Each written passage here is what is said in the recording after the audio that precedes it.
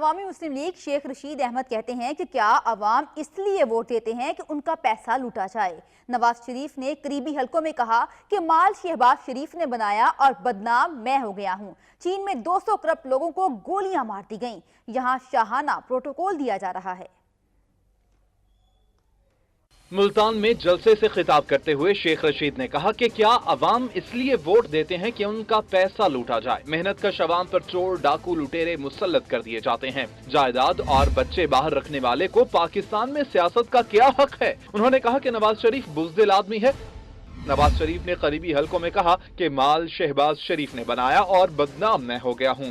اب تو اسحاق ڈار پر فرد جرم لگ گئی ہے۔ چینی سفیر نے بتایا کہ ان کے ملک میں 200 کرپٹ لوگوں کو گولیاں ماری گئیں، لیکن یہاں الٹی گنگا بہتی ہے اور کرپٹ مافیا کو پروٹوکول دیا جا رہا ہے۔ شیخ رشید کا کہنا تھا کہ ہر سیاستدان نے عوام کو بیوقوف بنایا۔